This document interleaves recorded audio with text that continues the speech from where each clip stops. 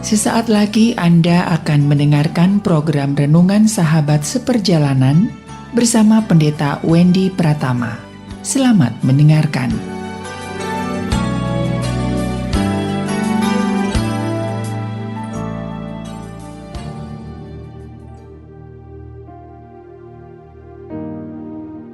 Selamat berjumpa kembali dalam layanan audio Sahabat Seperjalanan. Hari ini adalah hari Rabu 16 November 2022. Tema renungan saat teduh kita dengan judul Allah butuh perhiasan? Tanda tanya. Allah butuh perhiasan? Tanda tanya. Firman Tuhan terambil dalam Keluaran pasal 35 ayat yang ke-22. Maka datanglah mereka, baik laki-laki maupun perempuan, setiap orang yang terdorong hatinya dengan membawa anting-anting hidung, anting-anting telinga, cincin materai, dan kerongsang, segala macam barang emas. Demikianlah juga setiap orang yang mempersembahkan persembahan unjukan dari emas bagi Tuhan. Mari kita berdoa. Bapa yang di dalam surga, kami ingin belajar tentang siapakah Tuhan yang kami sembah dan siapakah kami sebagai pihak yang sudah diciptakan oleh Allah. Biarlah kami memahami relasi hubungan antara kami dengan Tuhan. Dalam nama Tuhan Yesus kami berdoa, amin. Shalom sahabat perjalanan yang dikasihi Tuhan. Kebiasaan memberikan persembahan adalah sebuah naluri manusia dari semenjak zaman purba. Tatkala seseorang mengalami panen yang berhasil, kemudian mempersembahkan sesuatu dalam bentuk hasil-hasil panen kepada yang maha tinggi yang dipercayainya sesuai dengan keyakinannya masing-masing. Ada yang mempersembahkan ke bulan, ada yang mempersembahkan ke matahari, ada yang mempersembahkan kepada pohon yang besar, ada yang mempersembahkan kepada gunung. Level manusia yang paling dasar adalah yaitu tatkala dia mempersembahkan seluruh kebaikan yang diterima dikembalikan kepada alam. Kenapa dia kepada matahari? Kenapa dia kepada hujan? Karena matahari yang memberikan sinar, hujan yang memberikan air. Kenapa mempersembahkan kepada gunung? Karena gunung dianggap lebih tinggi daripada dirinya. Kenapa mempersembahkan kepada bulan, kepada bintang? Karena itu dianggap lebih berkuasa, lebih tinggi darinya. Naluri manusia mencari yang lebih tinggi dari dirinya. Dan kemudian secara tidak sadar menciptakan Tuhan dengan pemahaman manusia.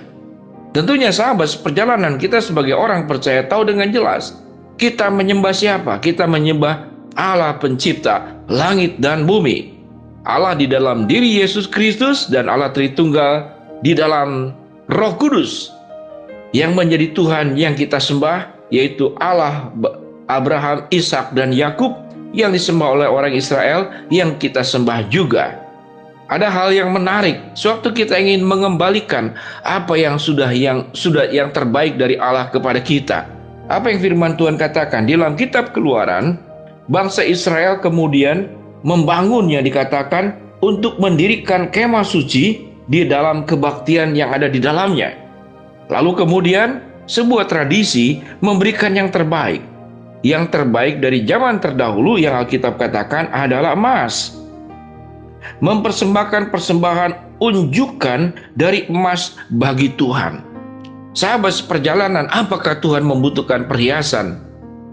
Allah tidak membutuhkan apapun, karena dalam dirinya Allah maha sempurna, maha lengkap, maha agung, maha mulia. Tidak ada kurang dalam dirinya. Allah pun pada prinsipnya tidak perlu dihormati. Tanpa dihormati pun Allah adalah pihak yang terhormat.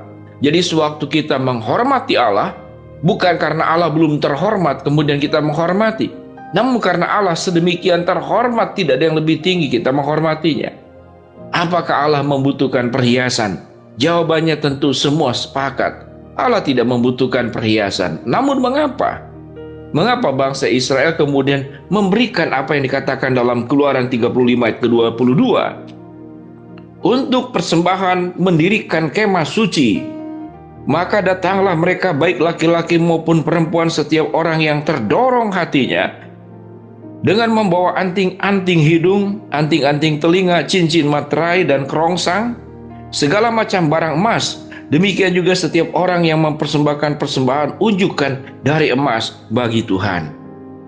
Sikap memberi yang terbaik adalah sikap sebuah totalitas penundukan diri, sebuah totalitas ucapan syukur, sebuah totalitas iman, kepercayaan yang kita taruh kepada pihak yang kita sembah, yang kita muliakan, yang kita agungkan. Tentunya dalam hal ini adalah Allah, sumber yang memberikan segala yang terbaik kepada setiap kita masing-masing.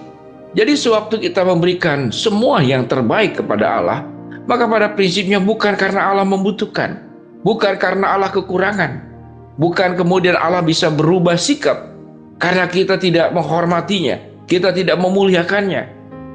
Kalau kita bicara tentang apa yang dijelaskan tadi, maka itu biasanya sifat manusia. Manusia kalau tidak dihormati bisa marah.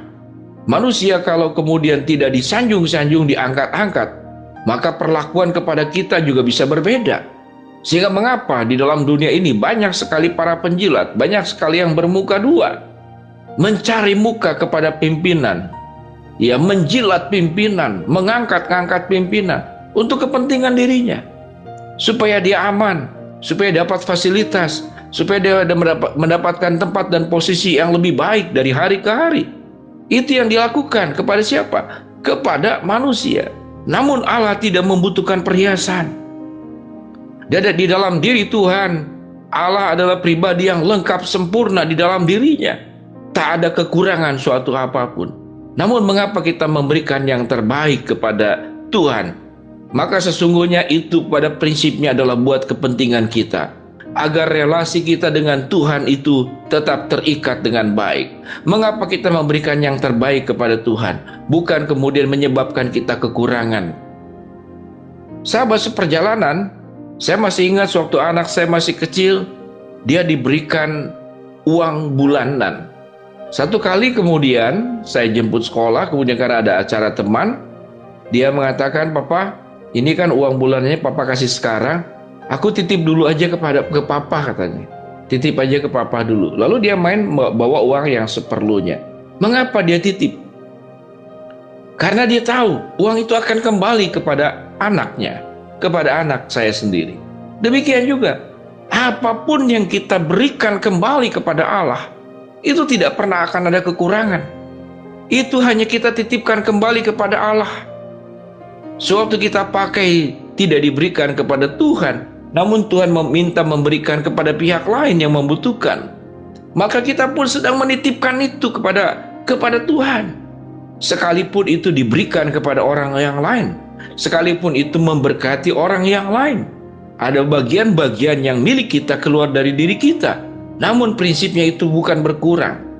Prinsipnya itu adalah mengembalikan kepada Allah, dan Allah bisa mengembalikan baik apa yang kita berikan itu kembali 100%, atau Tuhan mengembalikan berlipat ganda, ataupun Tuhan memang tidak mengembalikan karena engkau sudah berkecukupan.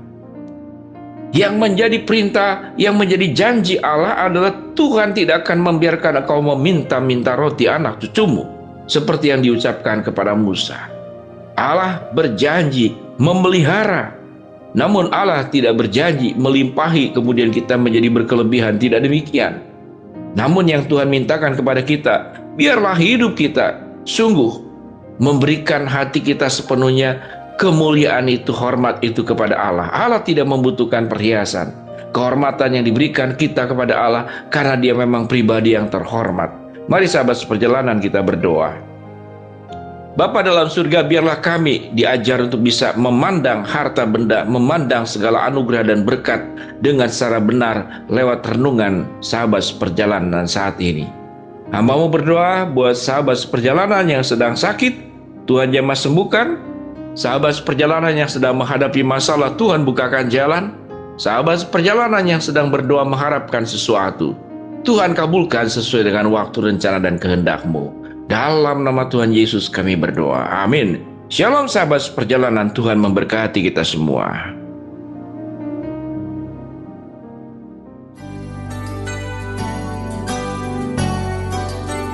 Anda baru saja mendengarkan program Renungan Sahabat Seperjalanan bersama Pendeta Wendy Pratama.